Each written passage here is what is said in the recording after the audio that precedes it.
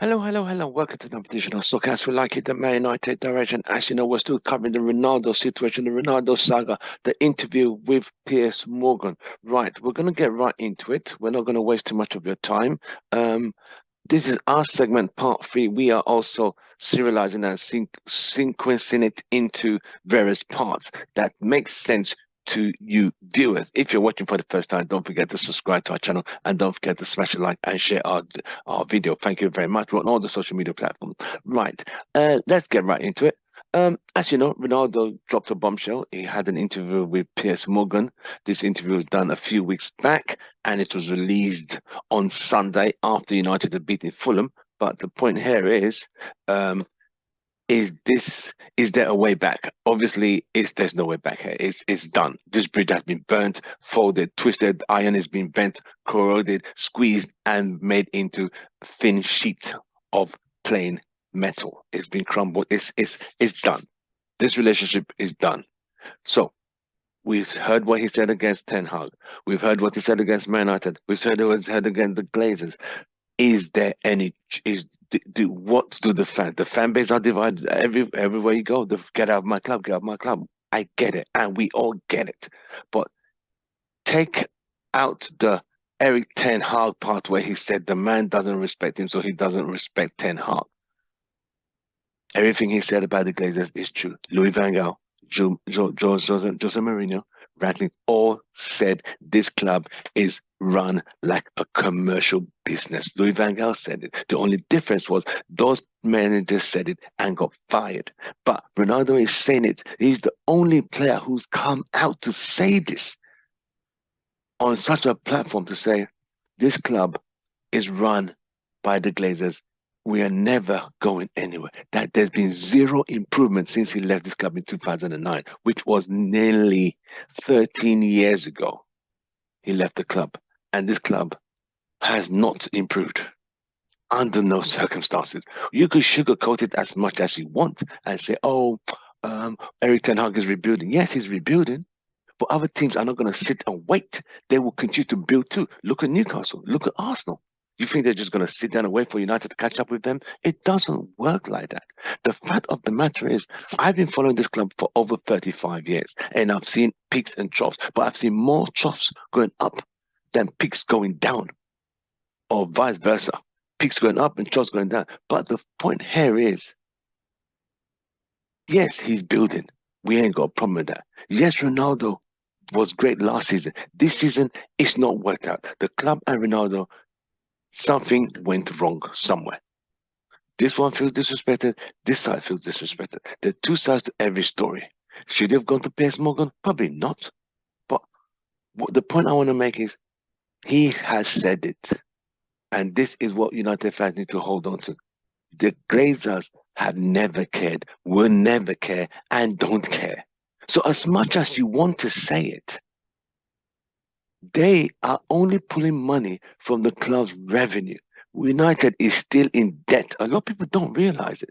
The money spent on players is not from the money that that the Glazers have put into the club. It's the money the club has generated, the season money, the subscriptions. That's the money they're pulling out to buy players. The debt is still there. People don't get that. And when United are winning, people keep quiet. It's now 7 minutes in. I'm going to change course because Ronaldo wears number 7. I'm going to change course. So, in reference to what Piers Morgan said, he said there's going to be some more. He's going to drop some more explosive snippets of what the interview is going to be like tomorrow. Um, yeah, he talks about the Glazers. He talked about the club has not improved. The club. Did you guys know? Do you guys know there's no Wi-Fi signals at that Old Trafford? The Wi-Fi signals are so bad for a club that magnitude, that size. I'm sorry. We should have state-of-the-art stadium, but we are still living in the dinosaur era of the early 2000s. Times have changed, mate. But the Glazers, they're not going to invest in that. Why should they? Why? They don't care. Michael Jackson said, they don't care about us. You think the Glazers care about us? No. They make the money, they take the dividends, and you could say what you want. just when they feel a movement is getting strong, they throw a little snippets, a little dangle for you, a little carrot, and we go, yay! Look at Man City, look at Liverpool, look at their ownership.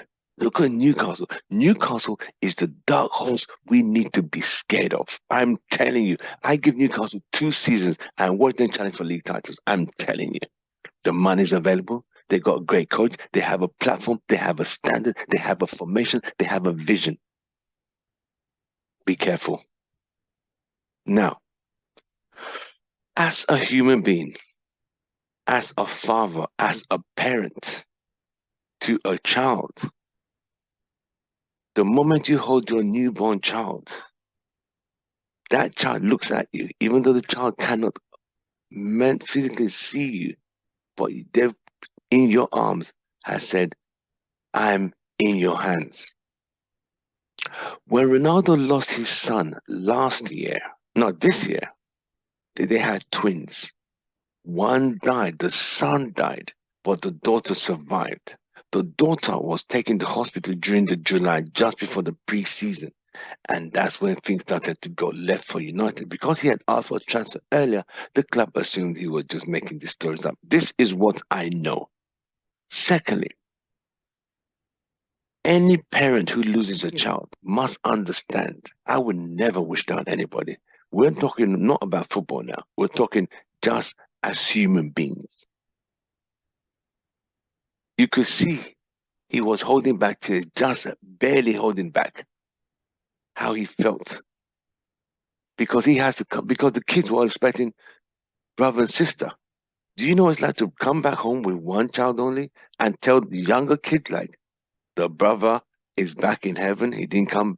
It's a lot as human beings. But we live in a world whereby people are so detached from reality and life, they don't give a shit. But those decent human beings like you and me, those parents out there who've lost children, who have sons, who've raised their kid the day the child was born, you know that feeling. To now see that child not come home takes a lot, mate. It takes a lot. And that will mess with your mental thinking. I tell you, I've got friends who have lost their kids, and it takes a lot to get back into that mental thinking. So I pray to God gives him the strength for him and Georgina to get through this period. Yeah, time is a healer, but the pain doesn't go away. It doesn't. I lost my dad a few years ago. No, it's 2007. It felt like it's yesterday. Because the connection you have with that person, time is a healer, is just a word. Everybody mourns differently. Everybody's connection, everyone's mental way of thinking and connection emotionally and sentimentally is different. We are all wired differently. So, I always say this, when it comes to these human things, we have to tread gently. Football is football. Human beings, football will always be there. It's not going anywhere. Human beings, when they die, they're not coming back. They can't be replaced. It's done. Especially a child who just comes in, and it's a lot with your thinking. Think about it. A mother brings out 2 kids. Only one she takes home. You think she's still gonna be not gonna be? She's gonna be not gonna be right upstairs. She will be disconnected from reality. I think honestly, I don't think he's literally can't go over it. You can't. So it's affected his thinking and his thought process. And I'm being serious. It could be that they might need counseling. I would like to think they are undergoing counseling because it's tough. That's the human side of life. And it's not always about football. See what I mean? Another thing I was going to bring up. So we move around again. I'm going to switch lanes. One of the greatest captains to ever play for Man United, Roy Keane. In 2002 World Cup, he led Ireland to the World Cup. Those of you who don't remember, I'm going to remind you. He was the captain of the Irish national team. He led them to Ireland after a very fierce qualification group with Holland. They qualified out of that group. They got to the Japan. This guy Roy Keane, Man United's one Man United's greatest managers, captain, cursed out Mick McCarthy, who was the manager at the time, and abused the guy verbally and said, "You guys are full of shit. We have nothing, no kit, no balls, nothing." He insulted the whole entire Irish national team's hierarchies. He abused them verbally. He got sent home. He was sent home. That was 2002. Fast forward 2005. Same Roy Keane, as the captain of Man United, abused the whole team, youth team, players. He threw some players under the bus on MUTV and abused Man United's assistant manager, Quiros. And even questioned Alex Ferguson if Alex Ferguson knew what he's doing with Quiros. Because at this point, 2004, 2005, Chelsea were the new dogs in town. And United didn't have a clue how to handle Chelsea. They tore his contract up and told him, fuck off. But he's still a legend at United. I still regard him as a legend. Why? There are certain players on a certain platform who have what it takes. See this guy here? Roy Keane, that's a legend. See him? That's a legend. 7 league titles, 4 FA Cups, member of the double 94, double 96, treble 99. He never won a League Cup, 5 Community Shields, 1 Champions League, 1 World Club, fully decorated.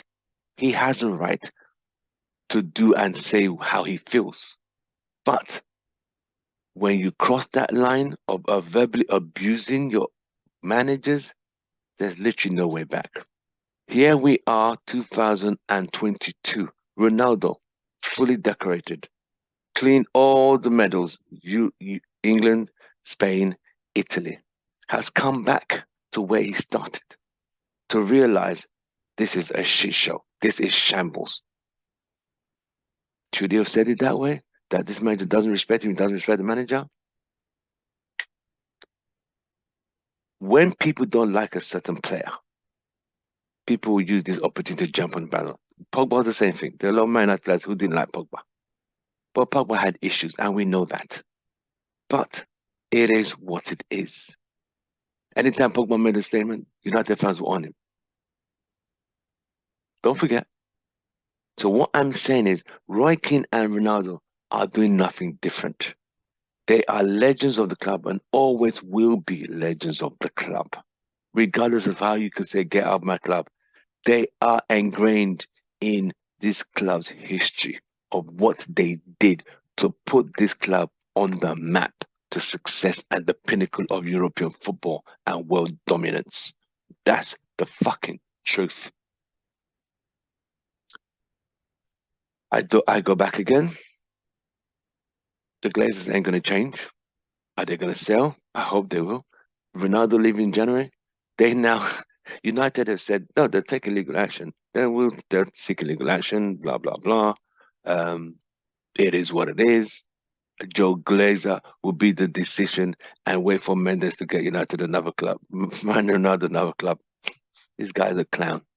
He doesn't know what he's talking about. End the contract, terminate the contract now, let the guy go. You pay a severance, whatever arrangement come to, and everyone goes their separate ways. End game, we are done. That's it. But tomorrow we're going to be looking for that interview, see what's more. I always say, don't judge a book by its cover till you read the contents of the book. So we will see that interview tomorrow and we start to dissect it into more. It's Wednesday and Thursday. I'll see you guys on the other side. I'm Timothy, your host. Don't forget to share, like, and subscribe by hitting the logo at the bottom right of our screen or check the link in our description. Okay? I'll see you guys on the next one. Don't forget, subscribe and keep supporting the channel. I'll see you guys. Bye.